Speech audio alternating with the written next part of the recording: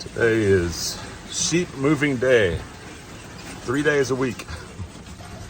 I'm just running this house over. I already moved the sheep into that far pen, and I'm bringing their house over in case there's rain or storms, which we are supposed to have rain this afternoon.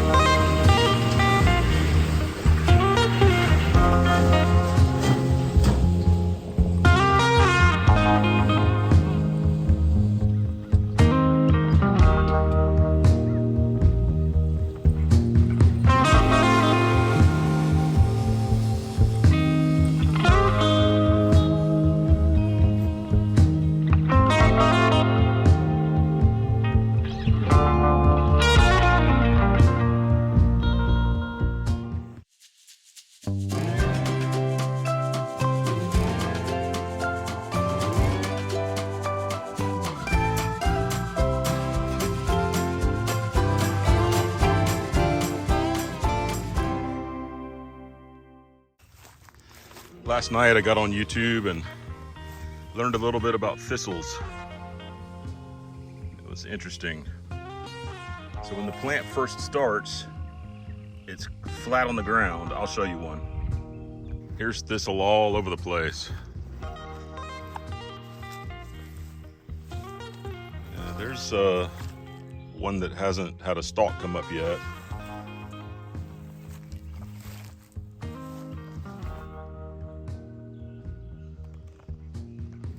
This particular thistle starts out kind of close to the ground.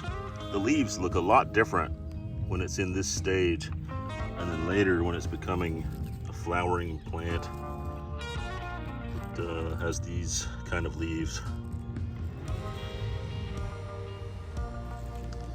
You can scrape the thistle points off. So you can take a knife and you can scrape all this away. It looks like it peels away pretty well.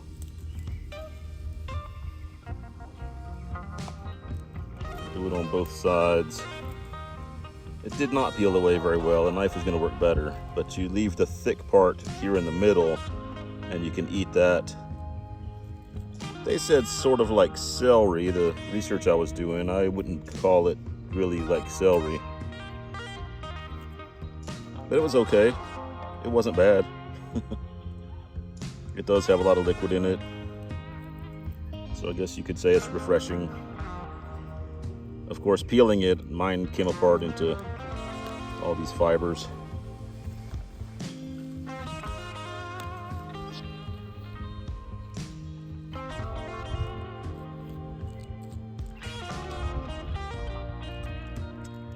So more like this.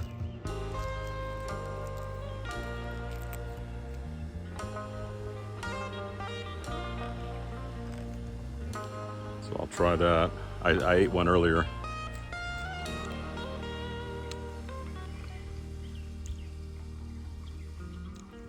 Definitely has its own flavor. Maybe it needs to be a little bit younger. There's a little bit that I don't feel like continuing to chew up, but it has a nice flavor. It's not bad.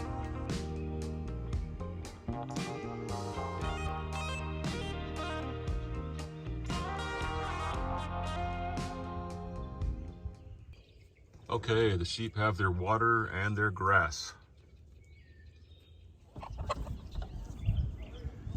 HVAC guys are here today, so we're gonna get it done and get it called in for inspection.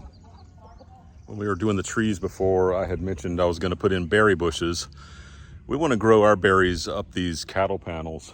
So that's what I'm doing right now, putting some stakes in, attaching cattle panels, and then we're gonna plant these berries.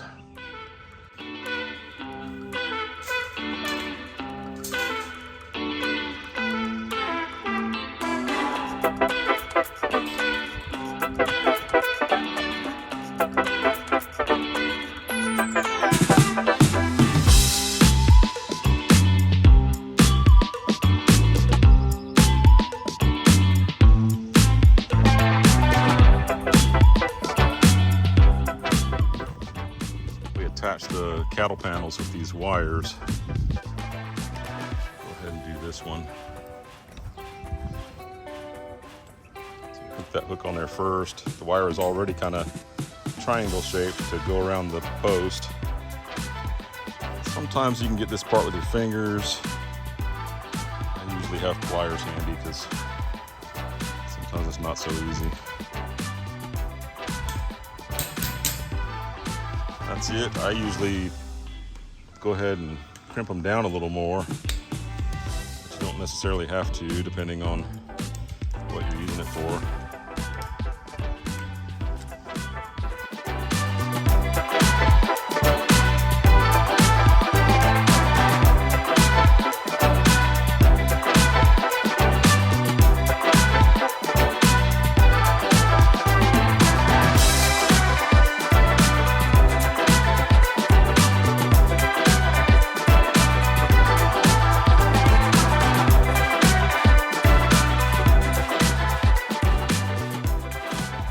I didn't really think about how long it was going to be. This is very long. And I've got one plant per section. I think that'll be enough, but if it's not, maybe next year we can add another plant in between each one.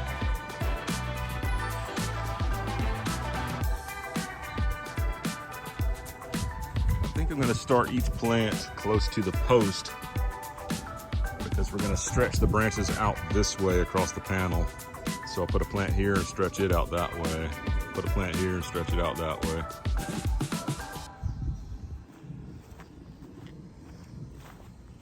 Okay, so I dug out an area around where I was going to put each plant to try to keep the weeds and grass away from it. I'm going to dig a little bit on the other side of the fence too, because obviously at the fence is going to be really difficult. I might even do a strip under the fence all the way down, so I don't have to run the weed eater right up against the metal and tear off your weed eater line. I just need to scoop up this excess dirt and carry it off.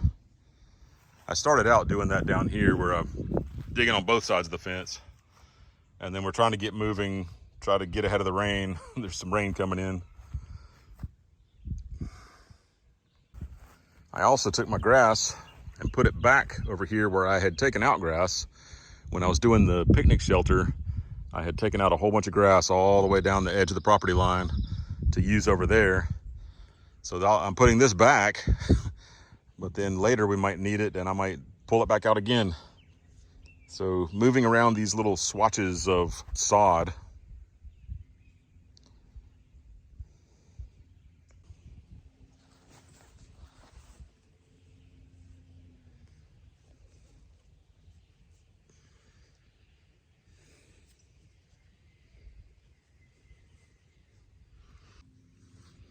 Had a bug in my eye, got all caught up in my eyelash and I couldn't get it out. Yeah, if you dig up an inch and a half of soil underneath your pieces of grass, you can keep it alive, and we can pull it up again later and use it somewhere else.